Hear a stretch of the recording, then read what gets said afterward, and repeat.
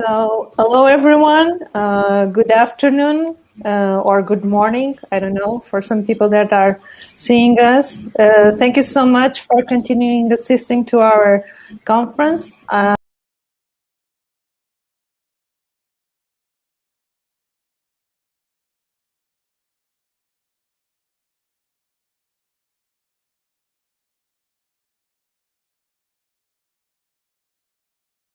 Managing director of Amarnavida, one that's co-organizing this conference as well with the Seresh.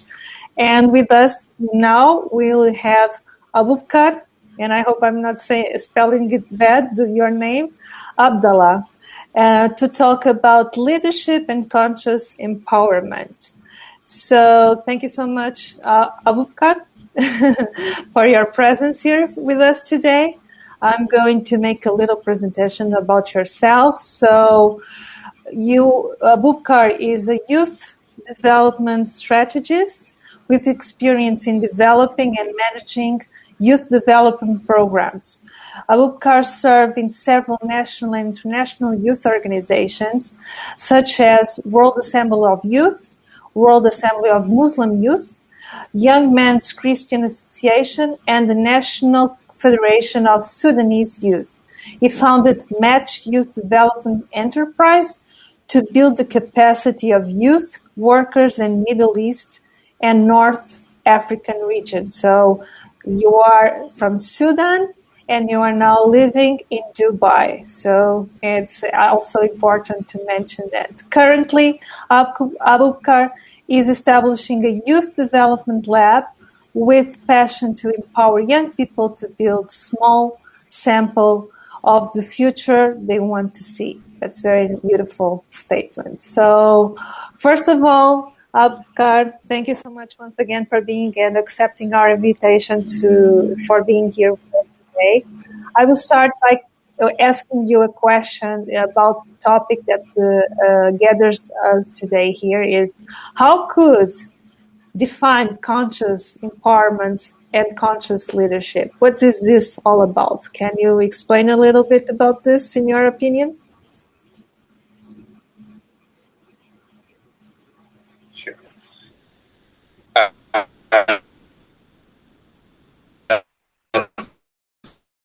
Thank you. A very beautiful introduction. I hope that you can hear me well. Yeah, for a while the connection was not good, but now it's okay. Yeah. Yes. Yeah.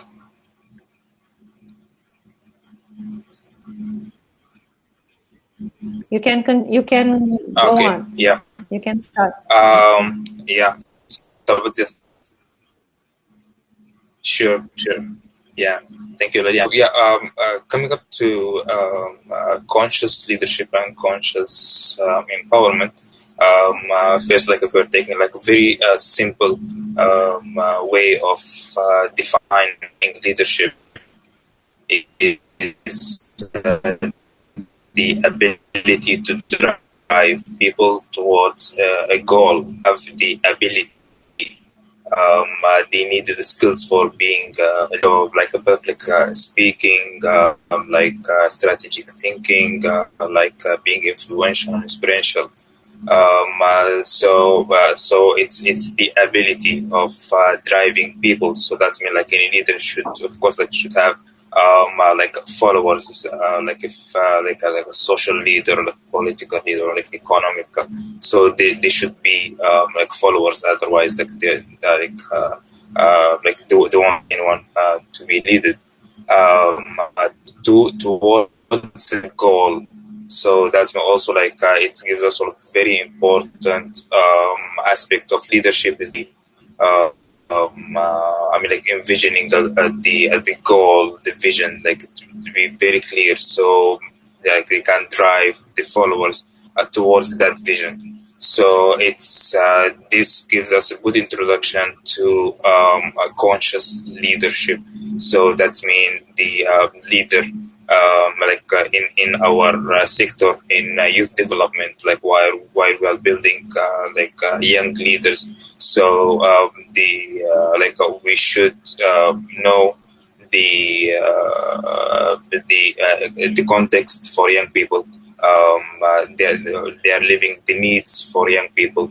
How to build their capacity in leadership. So it is very important, our approach towards building youth leadership.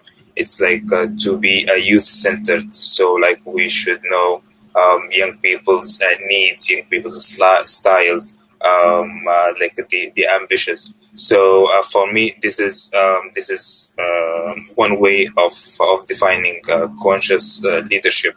Another way, if we can speak openly and a bit frankly, is that I think also for me, conscious leadership is a values-based leadership, which is just being there. While we are leading, we should really take care of the needs of the followers, the expectations of the followers, especially political side and economical side. So it's not more about fame. It's not about status. It's not about all of these things. Especially while I'm speaking, I will benchmark it to our region here, Middle East and North Africa, because the people in general and young people also, they're facing a lot of challenges. We're going to discuss them, but especially the young people, because they have a lot of challenges in different fields, like in education, unemployment, in poverty, in participating in armed conflicts. So conscious leaders should really know the issues of young people, and should really be working, very sincerely to solve these issues for young people. So I think that is how young people even seeing the conscious leadership, and actually it's also related to the conscious empowerment, which is also again knowing the needs of young people, knowing how to influence young people, how to tackle their needs, their ambitions. So I guess this is how I can understand, and I can respond to your questions, Liliana. Yeah, I think you made a good point. I all about conscious leadership, and I think a great topic about conscious leadership is listen to.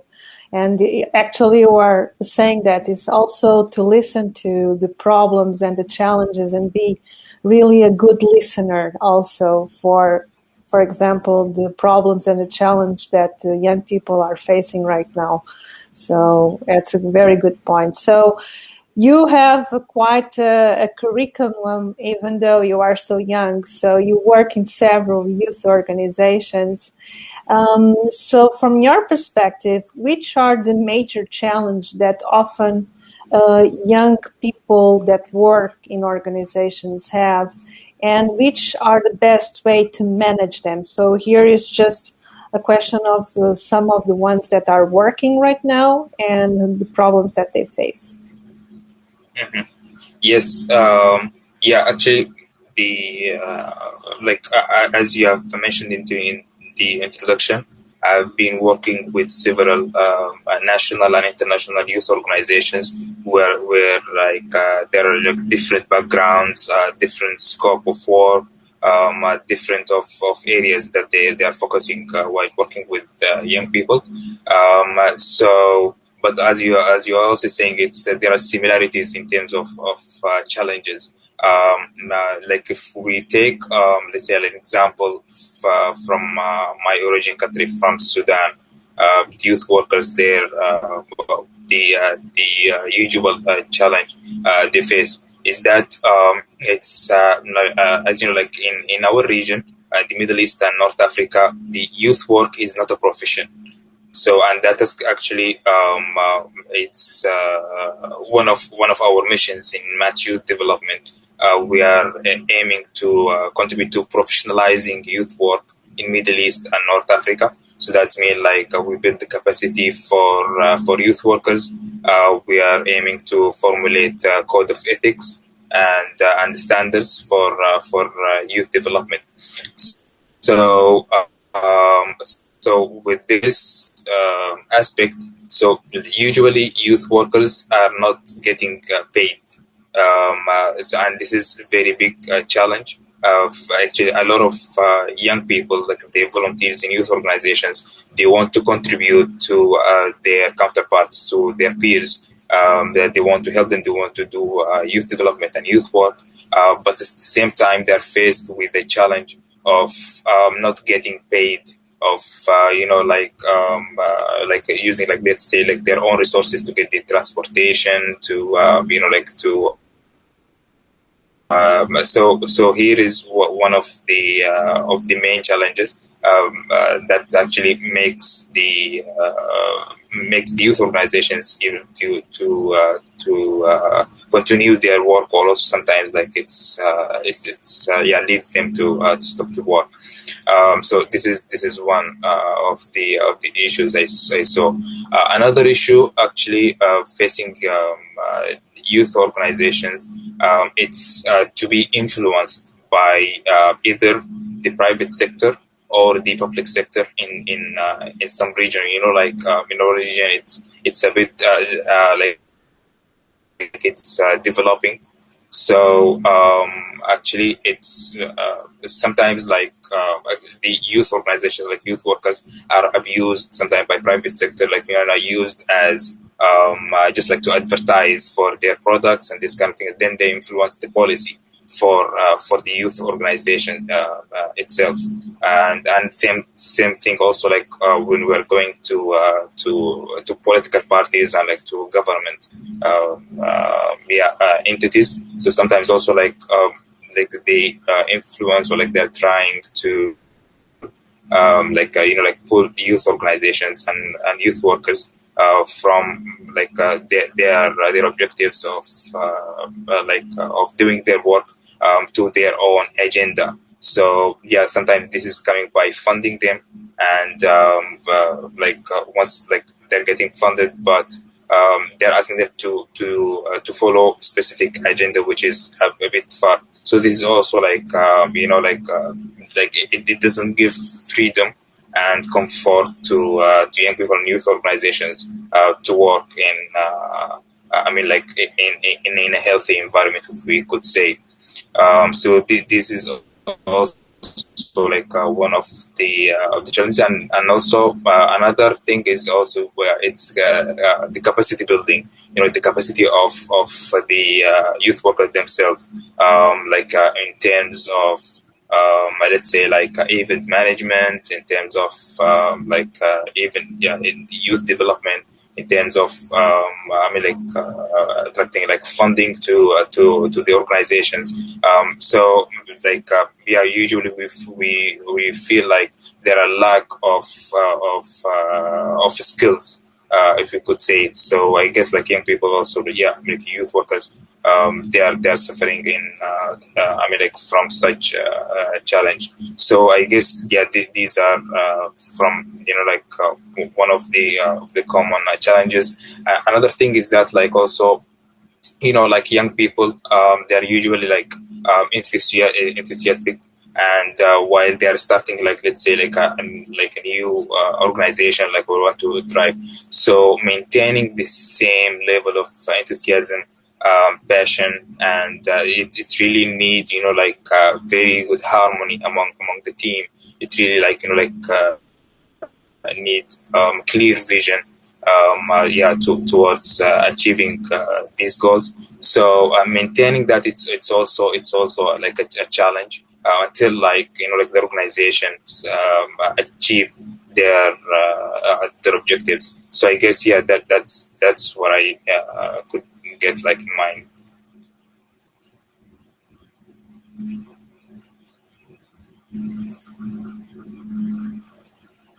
Lillian, so I think you did.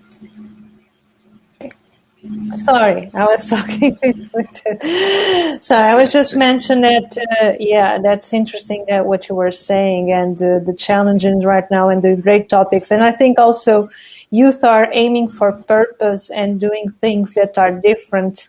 And sometimes some organizations and even the places that they work, don't fulfill them in such a way. So also I think that's another point that is a challenge right now. So another question that I would like to ask you is, which kind of innovative and conscious methodologies could help to empower young people in your perspective? So we know that to approach I think the big mistake sometimes to approach everyone as the same thing, so young people have their own kind of characteristics that is different from others. So in a specific age for young people, what kind of tools and methodologies that you advise to use? Okay, great. Actually, there are several ways of empowering young people, and we in Match Youth Development, we are always our mindset is going towards the experiential learning. It's to learning by doing. There is a Chinese proverb. It says that I listen and I forget, I see and I remember, I do and I understand. Yeah. So that's actually what we are using with young people, and because of this, there are two programs that I'm going to share with you now, that what we do in terms of empowering young people. So it's we come up with a term called youth development simulation.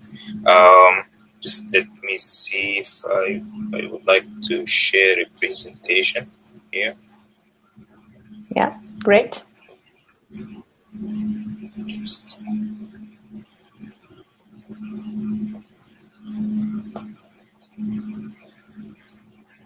Can you see that?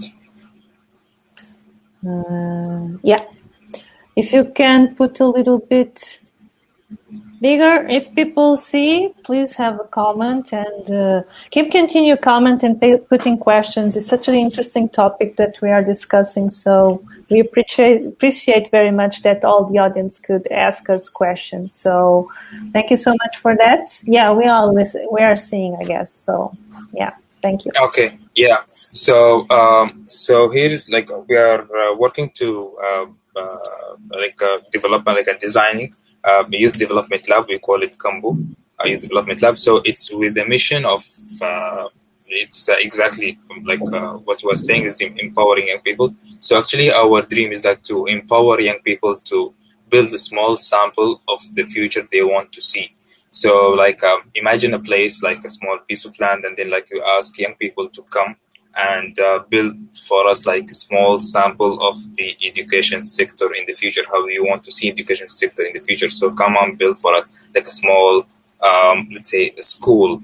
How do you want to see healthcare system in the future?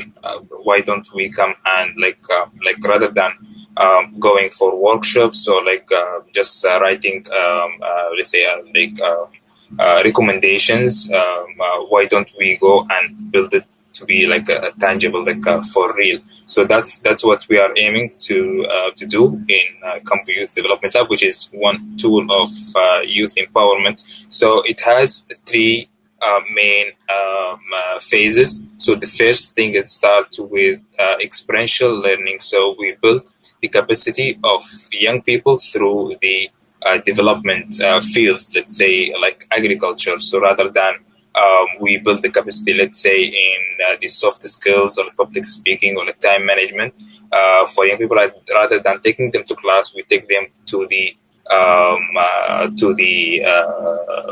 farm. So while they are doing agriculture, they're we're teaming them up. Then we inject with them the soft skills. So they are at the same time also we build their capacity in the same field. So the first thing is the experiential learning, and also the other thing is that we give young people a space to do some research and to design their imagination for the future in terms of different fields. And the third thing is the simulation. After they have got some skills, and then they have got some space to design and do research. Then we ask them, we give them like small space to build small prototypes for the for their the things that they want to see in the future. So the first thing, it's youth development, it's experiential learning or training sessions in design thinking. It's of course like it's a tool to for creativity and innovation, and futurism also, like to predict the future and sustainable development. The other thing is that we are teaming up young people based on their interest and their passion, if in different sectors, and also then like we ask them to design the services that they want to see in the future, and also the architecture, the tangible things. And the last thing is that we are like we're using some like educational temporary building materials, asking them to build a small sample. So this can happen, like we call it a Kambu Youth Expo, which can happen like as an exhibition.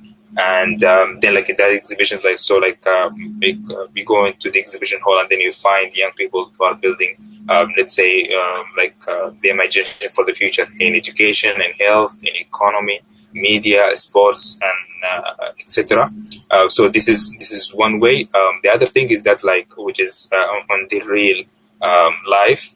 Here I'm using, as I've just used the example for agriculture. So it's the same thing. The first thing is it's youth development. So it's building the capacity for young people. In agriculture, and also their soft skills and their life skills through agriculture. In the not in the class, but on the farm itself. And then also we give young people also like a chance to do some agro experiments, to think like how we can increase the productivity. How do we imagine agriculture's like a system to be in the future? What are the technologies? All of these different things, and then we give them, okay, like after you got these skills and you did some research and design. Why don't you come and test it in a farm itself? And then after that we bring the audience, like either the government or like private sector who would like to invest in this, or to see how young people they're envisioning this. So in this way, we are really empowering young people. We're giving young people the say, we're giving them space to unleash their potentials. So actually, these are actually one of the ways to we propose to empower young people. So yeah, responding to your question, actually, I think that's it. And like, if anyone is interested to know more, so like we can talk about this more. Yeah, this only works in the Dubai, in the Emirates. Actually, it's actually more. We would like to start this actually in Sudan. As we mentioned, like originally from Sudan, but it's also a different, from a developing country to advanced countries. So so like in Dubai, we are aiming to work in terms of the expo more, or like the exhibition. But in Sudan, actually, we are now actually in the final stages of designing the youth agro lab. We are saying, so like as we are just saying. So that's what we are up to. But it's of course like it can be even actually conducted online. We have just got inquiry from Saudi Arabia, from university, and they're saying if we can collaborate to organize the Cambo Youth Development Lab online for their students. Yeah, that's very interesting what you are doing. That's a really good example. So another question that I have to you is how nation building can act as an active partners for youth development, your perspective? And maybe we can go along a little bit more on this topic. Yeah. So actually, in this region, in Middle East and North Africa, except of the GCC, the Gulf countries, they are advanced countries, but all the other countries, they are developing countries. So the main concern for the government and for the private sector and for the community is that how we can build train young people, build the capacity for young people, the how we can prepare young people to become leaders and to contribute in the nation building for this region. So one of the main focus actually in youth development field, it's a nation building. It's building the capacity of young people so they can contribute to the community building, to the nation building. So this is the main focus, main concern here on how young people can play active role in terms of making some shifts and advancement, let's say in economy, in social system, in healthcare, in education. These are the concerns here. What we are doing in Match Youth Development also, we have a program. It's called Numu Youth Leadership Program. Numu in Arabic is growth. So what it's actually it's a 1 week program. It's also it's experiential learning where we take young leaders to one of the advanced countries, and then we give them the opportunity also to live the experience of nation development. Rather than just we are lecturing them or giving them a book to read or to a video. Actually here also, if I can share, I just want to share with you some photos for our program. Yeah.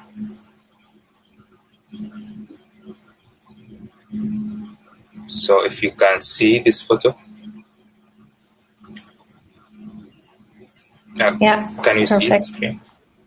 Yeah. So so it's 1 week program. Actually, by the way, you might see these are university students, and by the way, also as you may know, the definition of young people, it varies from one region to another. Here in the Middle East and North Africa, according to the African Union and the Arab League, it's from 18 to 34 years old. The definition of young people. So these are young leaders. They're coming from government, from political parties, from different backgrounds, and we take them for 1 week to Malaysia. This trip was to Malaysia, and then we go to government departments. Let's say this one, this photo is in the economic planning unit in the Prime Minister's Department of Malaysia. So here the young leaders, they just directly approach the decision makers of Malaysia, and then they just they receive some presentation and on how did Malaysia made it to be advanced country to development, and then they share with them the success stories, they share with them the challenges that they have faced, and then they sit and they meet with them. So they go inside to the prime minister's department, to the decision making departments, and they get exposed to that. We can go to another picture. Yeah, here also within the program also we go to the countryside. Also we give the young people to explore the culture of the nation. Here, young people, they are experiencing traditional Malaysian wedding. They're exploring the language, the religion, the ethnic groups. By the way, Malaysia, it's very diverse. They have the Malayos and the Indians and Chinese. Also, there are Muslims, Christians, Buddhists, and Hindus. So there are different religions, different cultures, different ethnic groups, but still, they are living in peace, and they are able to use all of these differences, in coexistence, and also to use it to make the country advance. So this is also actually it's a very important lesson that our young people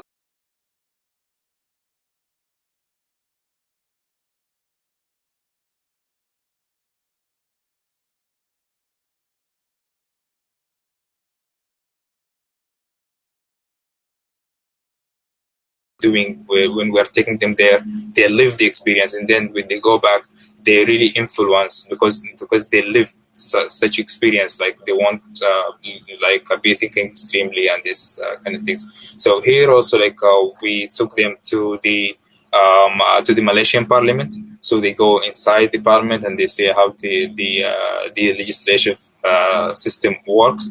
And again, young people here, they're saying once they go inside the Parliament, then they start thinking of why don't I think I dream of being a member of Parliament in my country. So once just they go there, just that kind of feeling that comes to them. It's that might not happen if we give them hundreds of lectures. So this is just a part of the program that we are doing, and and this is actually what we would wanted to share with you, in terms of, again, it's if you can call it a conscious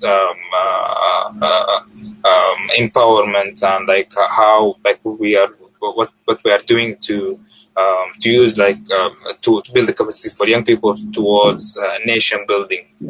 Yeah, it seems very conscious because you have a way to approach that is intercultural, so it has also a perspective to know how other cultures are, and also to develop the capacity of being more compassionate and more tolerant and more empathic with other cultures too. So I think it's a great way to empower and to develop conscious young leaders, what you are doing by making these interchangeable programs. It's very nice. So, and another question that I have for you is how youth development simulation could contribute and help in this post-pandemic period. So I guess all that you show right now, it was before COVID. So I guess, by the images at least. So right now, in this post-pandemic period, how you think it will be the youth development? Yes, exactly. That these are actually the challenges now. The youth work is also one of the challenges. As this kind of emergency, the pandemic happened, I guess the youth organizations and the agencies who were able to be more resilient and to maintain their work in the technology online. They are able now to survive. The others actually the other organizations suffered a lot. So actually one of the topics that we are approaching. It's a digital youth work. So it's like how we use like youth development, positive youth development through technology. So through artificial intelligence, through like let's say messaging, like social media. So actually, yeah, that's why like we're using, let's say, like now in the computer development lab, as I was just mentioning, as an example, like we got like inquiry from Saudi Arabia. That one, like they wanted this to be online. So yeah, so working remotely, it could be, of course, like it's always one of the famous solutions. Another thing is also like like the VR, virtual reality, and the artificial intelligence. It's also a very advanced way of to work. Yeah, like with young people. I know like it has some challenges, but I guess also like there are a lot of expertise. And actually, even before COVID, we used to tackle this this topic. We had a partnership, a collaboration with a center called Virike. Virike is a center of I guess, yeah, expertise in digital youth work in Finland, in Helsinki.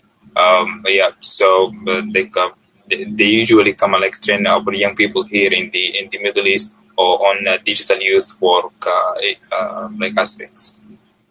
Yeah, very nice. I think it's more and more we go to digital way, so we have to adapt a lot. So that's actually what we are doing now here today. Exactly. Yes. So I'm very curious to know one thing. That's it's amazing because you have such a international experience and knowledge. So I'm very curious to know. Since you are from Sudan and you are now living in Dubai, and they are totally different countries and totally different contexts. So how you describe the challenges that each of the youth of each country, of this kind of countries, face, and how maybe you have to use different empowering approach, so taking into consideration their different backgrounds and different cultural issues. So what you have to say regarding that? Yes, exactly. Yeah, of course. Actually, yeah, I'm coming from like a very like two different backgrounds and like experiences and context. Yeah, as you're saying, like now I'm living in Dubai, and the young people here in Dubai, they have of course, like totally different challenges than what we have, let's say, there in Sudan. Young people in Dubai, I guess, let's say, again, considering the age group and the definition of young people. Here also, like married young people, they are also considered like in the youth age group. So again, the divorce rate among young people, like within the first year, it's is high here in the UAE and in Dubai. And the other thing is that also like drugs addiction is also it's a bit high here. And the other thing is that actually several of challenges with young people relating to the depression, mental health. People like now we're trying to tackle. And with this, we are collaborating with organizations called CISA Community, which is Social Emotional Skills Academy in London. And we are trying also to initiate some programs that tackles the social and emotional skills for young people. So in Sudan again, or like before saying that, is that like as you say, like the United Nations internationally, like they are categorizing the youth issues. I guess like it's a standard of 22 issues, which is like it's more common internationally, which is like it's more something related to the education and literacy, employment, the unemployment, like drugs addiction, health issues, armed conflict, all of these issues. So like as you said, like it varies from nation to nation. But in Sudan again, also like young people there, like we are facing a lot of challenges as well, but it's different because it's it's a bit like lower privileged country. So like the unemployment rate is very high also, like in Sudan. Like actually many young people, especially on the western of Sudan and Darfur region, if you might hear of the Darfur crisis. So I think like more than 70% of the rebel groups and the people who are working there are young people actually. Again, like because of the economical and social situation, the immigration rate is very high. People they usually immigrate to the advanced countries. So these are the challenges in Sudan. So with this also, like there is also very big potential in Sudan for young people. And actually, that's why actually recently, if you might also like familiar with the events happening in Sudan just 2 years back, so that was like like a very mass like protest and like revolution happened in Sudan, like with the they forced the ex-government to step down again, because again young people, they're like this, they don't see like the government, they are looking after them, they are not fulfilling their needs, their interests, so they had to step out, and now actually they are processing well. And then they come up with a new government where like it's really empowering young people. The minister of youth was appointed there is just in her 30s. So actually these are again the challenges there, and how people are working to solve to empower young people there. Also now in Sudan, like we are founding the Sudanese Youth Council. So like we're trying to empower young people and to encourage them to form up their own councils, and for them to step up for development, rather than just waiting for governments or for private sector or international organizations to come and solve their problems and to tell them what to do. So like also they should ask for their rights, and also they should try their best to contribute to nation development, to the community development. So also like one of our approaches in the Sudanese Youth Council is that like we would like to set up a team of expertise for each and every youth issue. Let's say like for unemployment, we see like to whom we can collaborate, what as young people, what we can do in terms of entrepreneurship, projects and events, what we can do to help our peers and our counterparts to generate, let's say, into small, medium enterprises, small projects, and how we can generate some income. In education, same thing. How like in drugs abuse, drugs addiction. So using youth councils as a way of empowering young people, I think also it's a very good way towards youth empowerment there.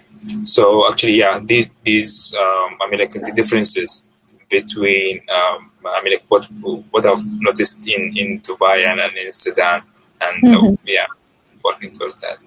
Yeah, great. What I know about Dubai and Qatar, because I have some experience by being there, and really youth doesn't have many purpose, at least the locals, because they are rich. It's like the government, the parents give money, so they just spend money. So it's I think it's totally different challenges. And so how you are saying, so it's very curious to have how to really make, for example, these countries that that young people have access to everything, how to really give them such a purpose that they want to develop a life for themselves. So I think that's a very thing nice that you are saying. And in the country like Sudan, it's totally different challenge because it's poverty, it's war. So it's totally different challenge. So great work that you are doing by interchange. Yeah. Yes, Please. exactly. Yeah, I mean, like regarding Dubai, you are really making a valid point. Is that actually even like for the government here, usually they're concerned on how we can empower young people to feel accountable, to feel responsible. To continue these this achievement that they have been doing, and also of course to have if I might say, a real interest in terms of their skills development, rather than just having like a good car or like a phone or like a house. I like just to empower them. So that's why like recently the government started to actually encourage young people they started the capacity building programs at the national youth development agencies. Also, like it started to give make young people a lot of scholarships in the like international universities. And just all this also just and I think now it's getting very good. Like we can see like now like young Emiratis are really responsible, and they really want to contribute to their nation building. They started to go for higher studies. They now like got specialists in different fields. And we just like recently heard that they have sent a spaceship to Mars with the local of Emirati engineers. So I guess this is one of the fruits of that policy. Yeah, great. Thank you for your answers. So I have another question for you.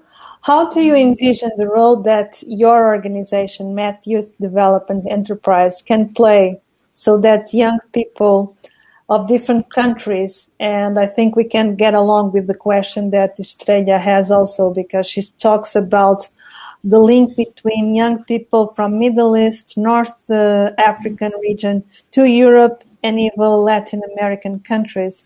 So how your role as your organization could play to all these different kind of backgrounds to enable them to have the same opportunities to grow and still maintain what I call it their own uniqueness and their own footprint that is unique. And you cannot put a Qatari as the same as Sudanese, as the same as Latin American. So how to give the same opportunity but still honor their own culture and their own differences.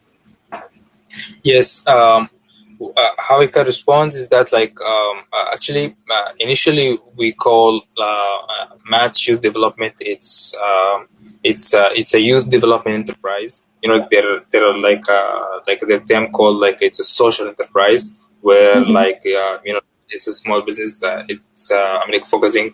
Of course, yeah, it's getting business, but at the same time, it's giving back to the community. So here, actually, we are doing the same. Is that of course, yes, it's a business, but at the same time, it's doing youth development. So we called it like it's a youth development enterprise. So with this aspect, of course, if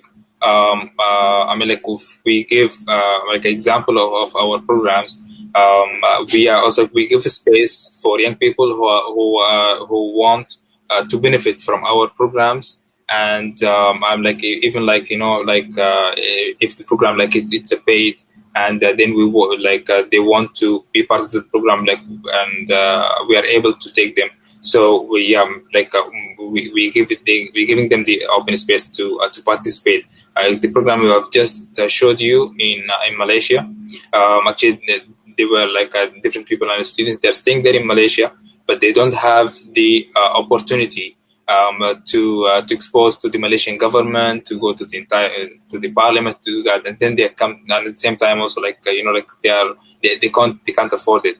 So they come and they ask us, can you please accept us to the program? And because we really can see a value in this and we want to develop, so we see like if we are able to do that, of course, yeah, we open like certain number of for them. Like also we see like serious people who really might be able to influence, the young people in their countries and in their place who want to really benefit from this. So we give them an opportunity to open. At the same time, actually, we are doing youth work capacity building programs here in Dubai, and because we are marking this online, so many people from least privileged nations like in Asia and Africa, we usually get a lot of inquiries that we really want to benefit from this program, but we are not able to afford it to come, to Dubai and all of these expenses. So we try either to engage them online, or also like we give them a space, like if they can cover their air tickets and the accommodation, they are welcome in our programs. So we're giving them again same opportunities. Another example also I've just mentioned with you, like our collaboration with CISA community with social emotional skills. So it's a British organization, and they're talking always like about the social emotional skills, about the emotional resilience. So and then we usually tell them like we really need this in Sudan. The young people there, like because of the economic situation and the social issues there, we have young people that are facing a lot of depression, anxiety, and these kind of things. So how we can make the young Sudanese to benefit from what you are doing, but at the same time, of course, in Sudan, like they are not able to they can't afford the expenses for the program. So then we encourage them, like our partners in UK, they approach the philanthropists and the social investors to get funded. Then we went there to Sudan, and we started actually a program for 26 of young people, and then they started the program for the social and emotional resilience skills. So again, here we are opening for young people. They are giving them the same opportunities to benefit from the knowledge, from skills, from expertise, which is there in the world. So I'm not sure if this is responding to your question. Yeah, you are doing such amazing work. So thank you so much. It totally answers to my question. I don't know if some people more want to question something. Please go ahead, because it's not every day to have the opportunity to talk with such an inspiring young person that is doing such an amazing work, and in another place of the world that majority of us are not there. So it's amazing that we have this opportunity. So if nobody has questions, I will wait a little bit. Let me check. Sarah is saying that you are doing a great work. Yeah, and we really have to cross that work for other countries and enable to not only virtually, but to engage in a more physical way, which we hopefully hope that this COVID thing, after all this, we are more able to do it. I have one question for you. I would like to know, because it's a curiosity that I have. I saw in the photos it's more manly, and I know that in the region you have more it's a culture more masculine promoted. You have the women applying in Sudan or in Dubai to this kind of programs, or how do you try to overcome actually the gender opportunities to also in that way? If you're doing something regarding it, it's a thing that you care about. Yes, of course. Maybe in the photos that I showed, like it doesn't show a lot of females, but actually they are there. Don't worry. Okay. Yeah, yeah, exactly. Yeah, but yeah. I mean, like, if we are speaking of a reality, yes. I mean, like young women and girls, which was like one of the like youth issues. They're because of the culture. In this region, also like they're facing like a lot of challenges as well. But of course, like for us, it's of course again like we are always trying to give like equal opportunities for young men and young women again. So in the program that I've just shared the picture with is that in Malaysia. So for because this program it's focused more on the it's in Arabic and for Arab nations from Arab world. So young girls actually here like actually they're facing some challenges and restrictions from their families on traveling themselves. You got me? So so also this is limit. This is again it comes to culture and now it's actually it's developing a bit and it's like advancing. They're getting more of of freedom and again like we still need like to work on like in terms of media. It has the responsibility, of course, like schools, families to do this. But of course, I mean, like in Sudan, here also, like in Dubai, sometimes actually, like also, like if I share with you like another picture, like from like a youth work courses, you can see like majority are females. Okay. The list are males. But of course, yes, it's always in our mind in this region, and I think it's progressing well. Okay, great. I think you answered the question, also the question that Estrella had here, which was about culture and religion differences. I think it's pretty much right now answered. So we are just right on time. So Abubakr, and I hope I spell well your name again. Sorry if I didn't. Once again, I appreciate so much you being here with us today. It was amazing to hear you. You're doing a fantastic job, and we really will look to upcoming next opportunities for the things that you are doing. If people want to follow Match Youth Development, the work you are doing, you can give the context to people. I don't know if you... Yes, so actually it was just shared here in the presentation. Just to share again. Exactly. So if you go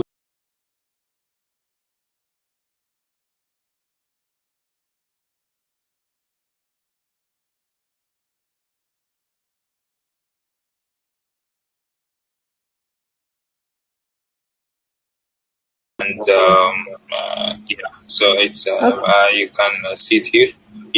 So you can follow us because you can contact us. And of course, like we are always open to to collaborate with young people, like with youth organizations from different parts of the world. Of course, as like part of our programs is to exchange programs and experiences. We are always open to collaborate, and you are always welcome to contact us.